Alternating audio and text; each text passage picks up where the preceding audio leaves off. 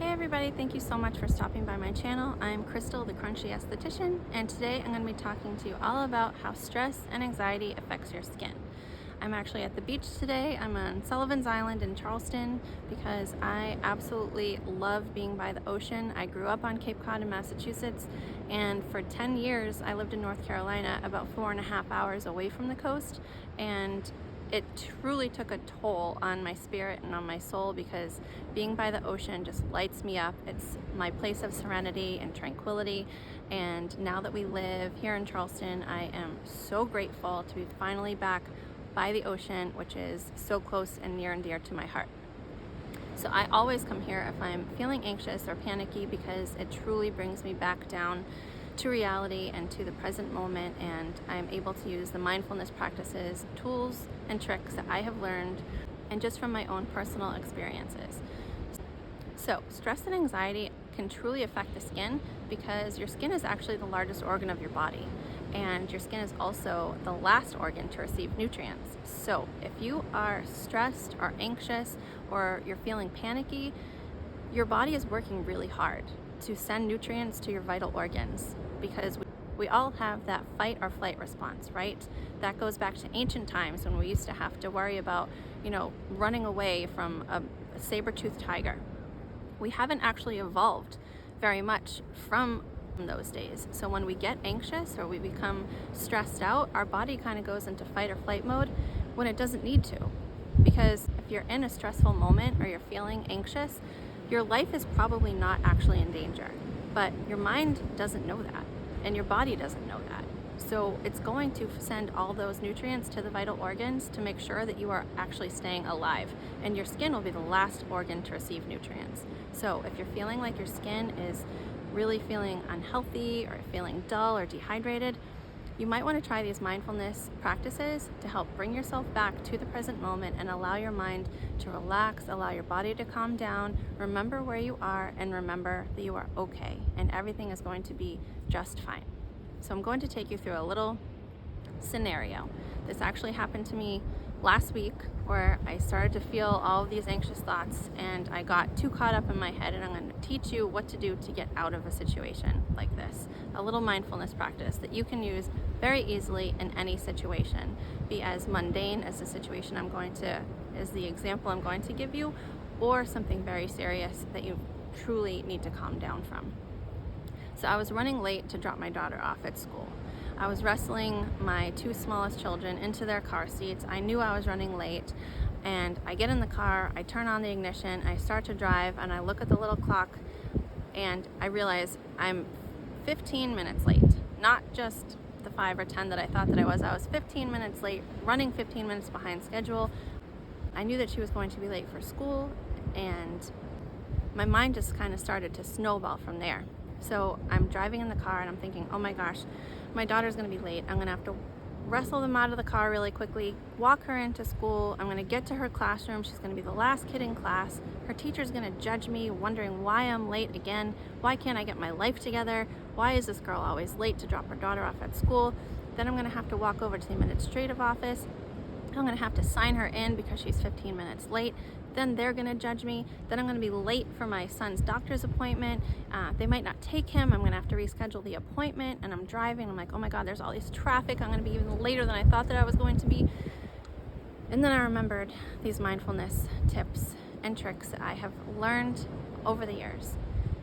First thing you're going to do in a situation like this, or any stressful situation, anytime you're having an anxiety attack, a panic attack, anytime you need to calm yourself down and bring yourself back to the present moment, which is all that truly exists, you're first going to make note of all your points of contact, anywhere your body is making contact with another surface.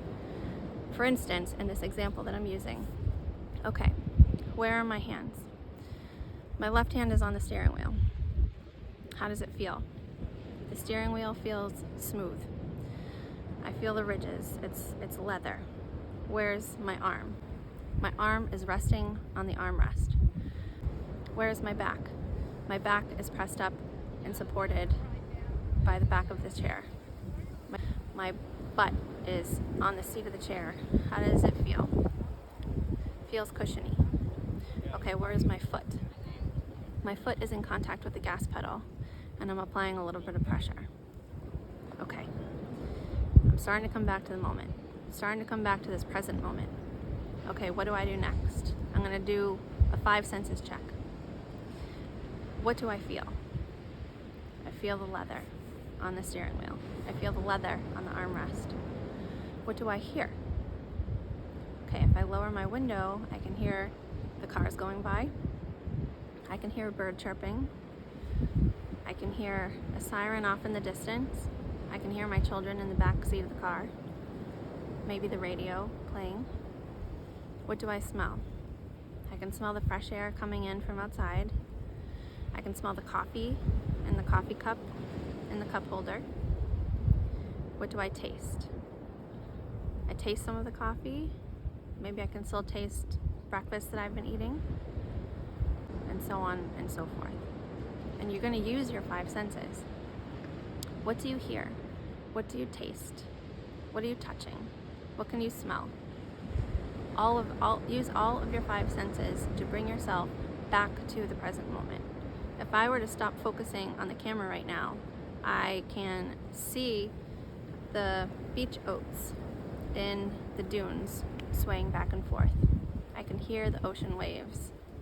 I can see a dragonfly flying by. I can hear people talking off in the distance. What do I feel under my butt? I can feel the sand. The sand is soft. I can feel my pants that I'm wearing, and they're nice and smooth and soft. You can bring yourself back to the present moment by using this mindfulness practice in any given time, any time of the day, in any scenario. You don't have to be stuck in your head. You don't have to worry so much about the future that doesn't exist yet. You don't have to worry about things that happened in the past because they're gone now. They don't exist anymore. The past is in the past. It doesn't exist right here, right now. Anything that happened before this moment doesn't hold importance in this present moment. Whatever is going to happen in the future hasn't happened yet. It doesn't really exist. All that exists is right here in this moment, and everything is going to be okay. And for the record, in this little example I've given, I did drop my daughter off at school late, and I was so worried about the teacher judging me. I walked her in, and all she said was, "Thank you, have a great day, Mama." And I did go to the administrative office, and I thought that they were going to judge me, and they just asked if they could hold my baby while I signed my daughter in, and they told me to have a good day. I did show up late to my son's doctor's appointment, and guess what? The doctor was running late too. I actually had to wait on him. So instead of getting myself so caught up and so worried about every possible case scenario that might happen, anything that might go wrong, and losing out in the present moment, maybe driving erratically or ignoring one of my children because I'm so caught up in my head, just bring yourself back. Bring yourself back to this moment. That example is mundane, I know. You can use that practice in any scenario, and it will work, and it will bring you back to the present moment. It will be your new mindfulness practice, and you can get through it. You're going to be just fine. You are perfect exactly the way you are. Nobody should change you but you. If you want to learn, you want to grow, you want to evolve in some way, those are all great goals that can be done on your time and on your terms, and to do it for yourself and nobody else. Nobody can determine who you are. Only you know who you are, and you are absolutely perfect just the way you are. I hope that this video helped you in some way. I hope that maybe it brought you a little bit of peace. If you liked it or if you learned something new, please click that like button. Also, please subscribe to my channel. It doesn't cost you anything, and it helps more people like you find me. Thank you so much, and I will see you again next time on my channel.